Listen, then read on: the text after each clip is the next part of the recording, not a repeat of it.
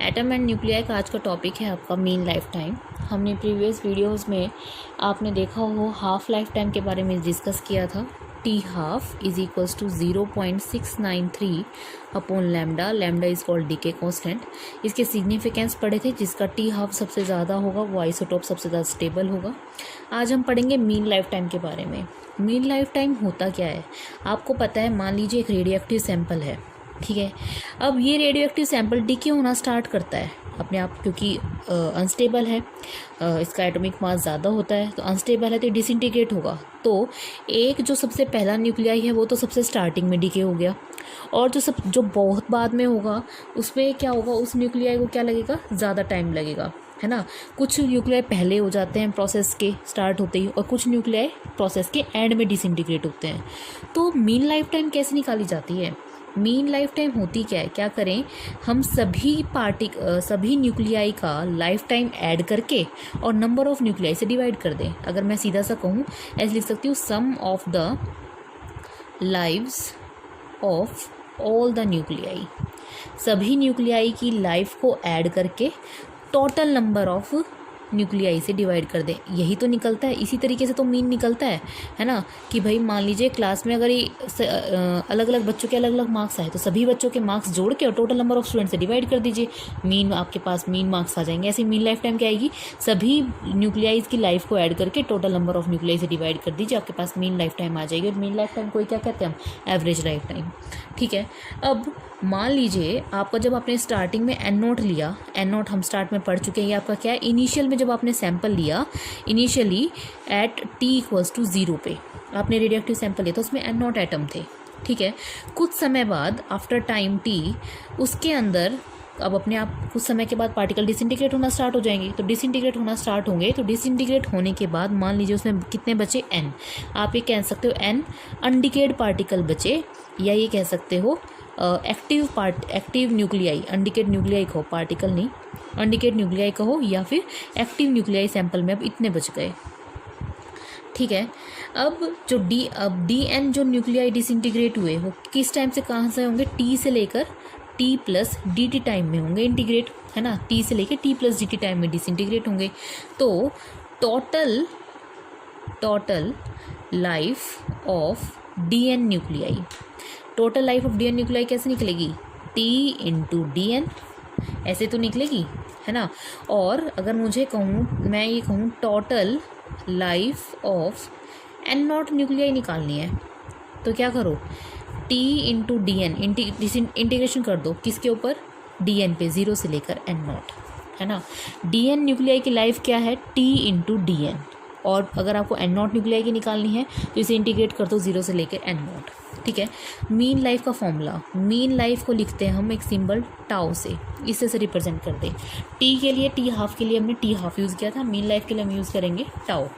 अब हमारा फॉर्मूला क्या था, sum of the life of all the nuclei, all the nucleis की लाइफ है, तो टी इंटू डी एन 0 से लेकर N naught upon total number of nuclei sample में इनिशियली कितने थे, एन नॉट, एन नॉट से इसको डिवाइड कर दो, ठीक है।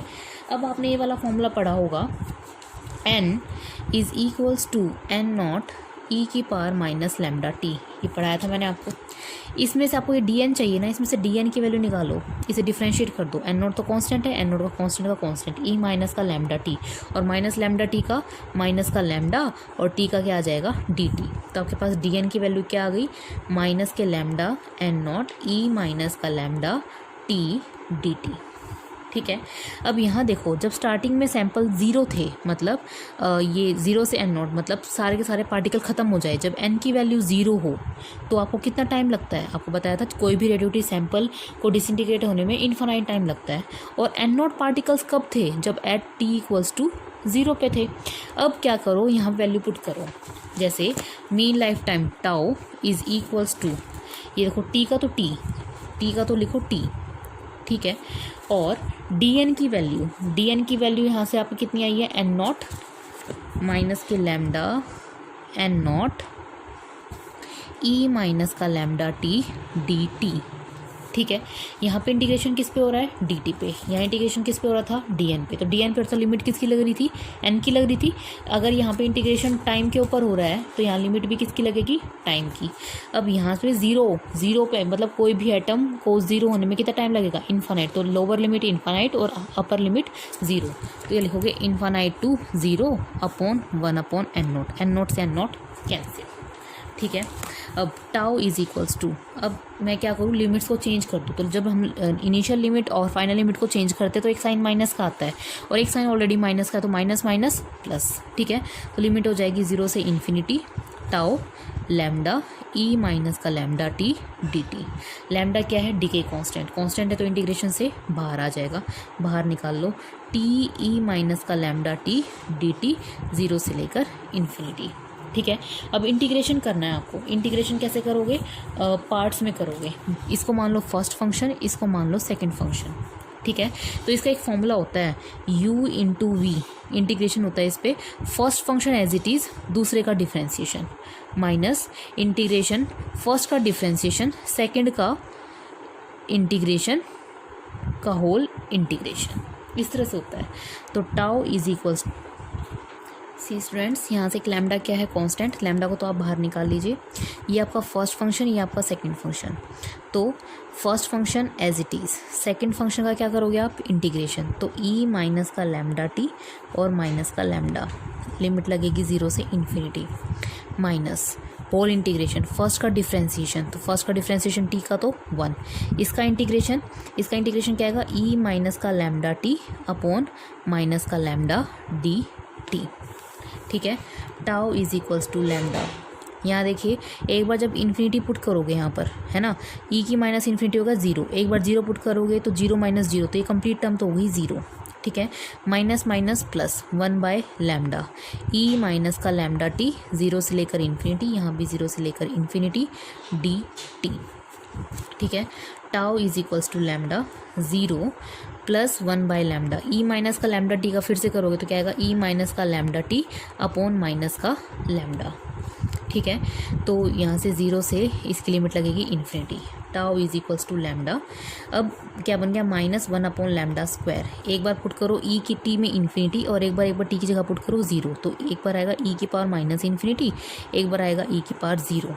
तो tau is equals to lambda minus 1 upon lambda square, e की माइनस इन्फिनिटी 0 और ई की 0 होता है आपका 1, तो 0 minus 1 minus 1 minus minus plus. तो tau is equals to lambda upon 1 upon lambda square, एक लैम्डा से एक लैम्डा कैंसिल, तो टाउ की वैल्यू क्या आ गई, 1 अपॉन लैम्डा। तो हम कह सकते हैं the mean life time is a reciprocal of decay constant. आपको याद हो टी हाफ कितना होता है, टी हाफ होता है 0.693 लैम्डा और आपका टाउ कितना आया है, 1 अपॉन लैम्डा। तो अगर आपसे ये पूछा जाए तो बताओ भाई इसमें रिलेशन बताओ, relation between T half and tau. तो टी हाफ इसको हम ऐसे लिख सकते हैं 0.693 इंटू 1 अपॉन लैम्डा, और 1 अपॉन लैम्डा किसके बराबर है, टाउ के। तो आपका क्या हो जाएगा ये चीज़, T half is equals to 0.693 1 upon lambda किसके बराबर है, टाउ। तो ये आपका क्या आ गया, एक रिलेशन आ गया। ठीक है। और इस चीज़ को हम ऐसे भी लिख सकते हैं, हमारा रिलेशन आया है T half is equals to 0.693 of tau. तो टाउ क्या आ जाएगा, 1 अपॉन 0.693 ऑफ टी हाफ, है ना, यही तो आएगा। तो इसको जब सॉल्व करोगे तो आएगा 1.44 टी हाफ। तो एक बार हमने टाउ के साथ टी हाफ का निकाल लिया, एक बार टी हाफ के साथ टाउ का निकाल लिया, दोनों ही करेक्ट हैं, दोनों ही अपने तरीके से बिल्कुल ठीक है। क्लियर है। अब हमारा टॉपिक है activity of a radioactive substance. हमने पढ़ा था minus dN/dt is equals to lambda n, है ना। इसे हमने क्या पढ़ा था, डिसइंटीग्रेशन रेट, है ना। तो ये जो होता है हम इसको लिख सकते हैं R is equals to minus dN/dt। इसे कहो डीके रेट या ये कहो एक्टिविटी। तो किसी भी सैंपल की एक्टिविटी इस तरीके से निकाली जाती है, डीके रेट को या एक्टिविटी माइनस dn/dt। ठीक है, हमने पढ़ा है minus dn/dt equals to lambda N होता है। तो इस फॉर्मूले में जब हम पुट करेंगे तो हमारे पास r किसके इक्वल आ जाएगा, इसकी जगह r पुट कर दो, r is equals to lambda N. और आपने पढ़ा है n किसके बराबर होता है, n नॉट e की पावर माइनस लैम्डा टी। इस n की वैल्यू को यहाँ डाल दो, r is equals to lambda n naught e की पावर माइनस का लैम्डा टी।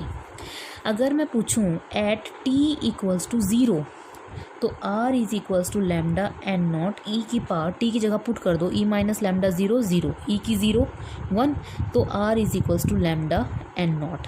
ये जो r लैम्डा एन नॉट होता है इसे मैं कहती हूँ r नॉट। तो ये वाला फॉर्मूला क्या बन जाएगा, r is equals to r naught e की पावर माइनस का लैम्डा टी।